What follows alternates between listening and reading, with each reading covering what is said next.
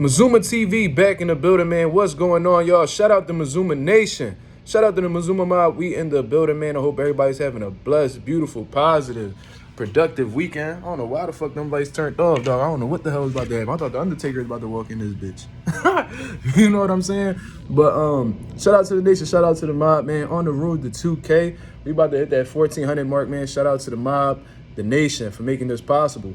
All right, y'all. I'm back with my reaction to the Ryan Garcia versus Oscar Duarte weigh-in. This morning, I had made a video talking about the whole press conference between Bernard Hopkins, Oscar De La Hoya, Ryan Garcia. You know what I mean? And, you know, I had to scrap it because by the time I was going to release it, the weigh-in happened. So at this point, with the weigh-in happening, the press conference is yesterday's news, you know what I mean? It's old news, you know what I mean? Yesterday's paper for sure. So I'm back, you know what I mean? Back with my second video of the day, my first post of the day, talking about the whole weigh-in between Oscar Duarte and Ryan Garcia. And a lot of people were confused because they were confused that both of these guys that came over the 140-pound limit. Oscar Duarte, in shape, cut the hell up, ready to go, man, 142.8. You know what I mean? Look shredded. You know what I mean? Look like he in shape, ready to go. Look focused, confident, locked in. You know what I'm saying? I see it. Ryan Garcia came in at the full, I guess, weight limit at 143 pounds, man. And he looks like he's in pretty good shape, too.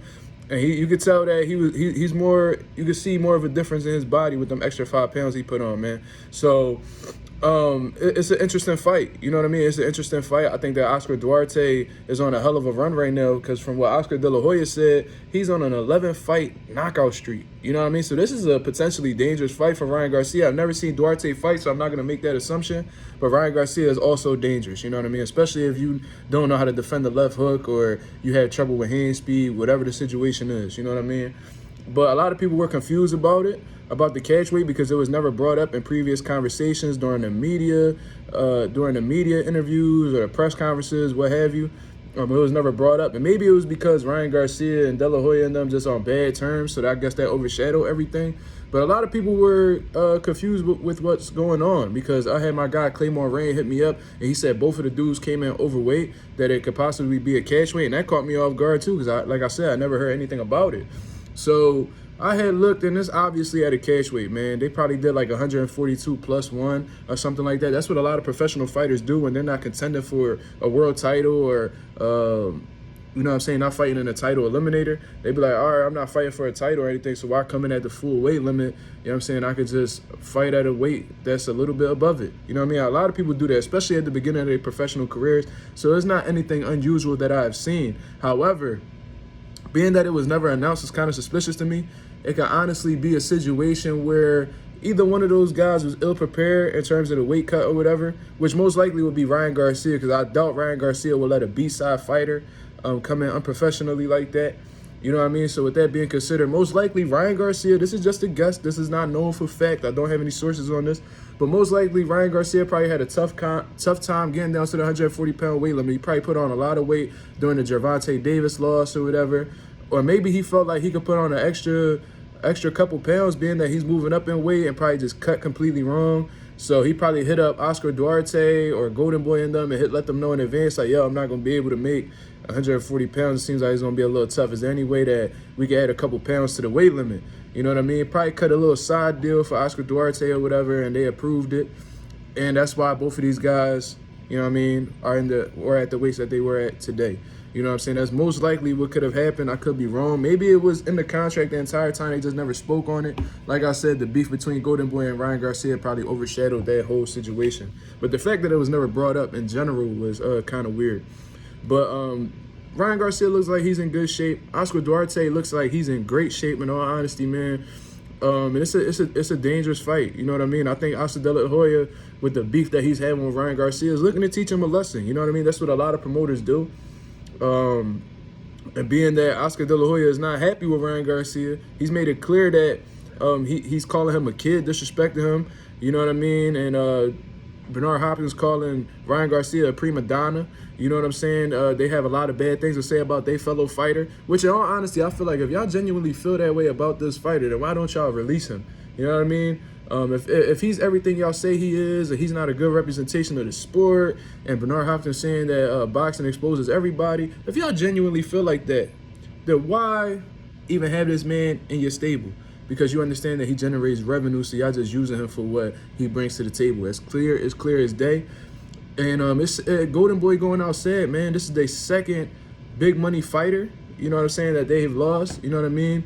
Golden Boy has been taking L's throughout the entire history of their whole promotional situation. They were on top at one point when they was working with Richard Schaefer, Al Heyman and all that, but when he decided to choose drugs over his business, when he decided to use recreational drugs and be more consumed in that than his business, Al Heyman separated from the man, took all his fighters with him, and the only person that stayed was Canelo Alvarez, and that was his cash cow for a very long time. One of the biggest names, one of the biggest cash cows in the sport. And Canelo saw him for what he was, and he departed from them.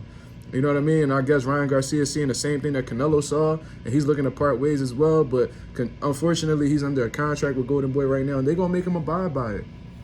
You know what I'm saying? And I think that's why Bernard Hopkins is going out saying that if it's a situation like he don't know if he's gonna let Ryan. He pretty much said that after this fight, I'll decide whether Ryan Garcia will continue fighting or not. Like pretty much trying to like strong arm him, saying like, all right, we gonna see after this performance whether I'll throw him on the shelf or not and keep him inactive until his contract is up. You know what I mean? Which is very disrespectful. You know what I mean? These guys continuously throwing shade on Ryan Garcia's name for some reason. They took that $6 million that they made off of Ryan Garcia and didn't even show up to his post-fight press conference when he genuinely needed that moral support the most. They didn't show up during them situations, so they showed their true colors. So I'm not mad at Ryan Garcia for not wanting to be a part of that promotional company anymore. And in all honesty, if you consider signing with Golden Boy Promotions, it's either because you're a desperate fighter that actually needs a promoter real bad, or you're just not business savvy. You know what I mean? Because at the end of the day, if they lost Canelo Alvarez and they in bad terms with Ryan Garcia, who's been their biggest cash cows as of lately, imagine what they would do to a regular fighter. You know what I mean? I've seen Golden Boy fighters lose one fight and then get cut from the squad just like that. You know what I'm saying? Just because they lose one fight, they treat their fighters like shit. You know what I mean? They don't care for their fighters. Canelo Alvarez said on an interview how Oscar De La Hoya is a hypocrite and that he purposely keeps his fighters on low budget so he could continuously keep using them for fights. This is stuff that if you don't take into consideration and just straight get with Oscar De La Hoya. If you know all these things, you still sign with Oscar De La Hoya, you just a thirsty fighter, and that's just what it is, man. But that's the weigh-in situation, man. I don't know exactly what's going on with the catch weight. We'll talk about it more tonight. Maybe some more information will be revealed by then. But that's my opinion on the situation, man. That's my post-fight. I mean, not post-fight. That's my weigh-in reaction to Ryan Garcia and Oscar Duarte, man. I appreciate you guys for checking in. Y'all let me know what y'all think in the comments, man. What do you think about the catchweight situation?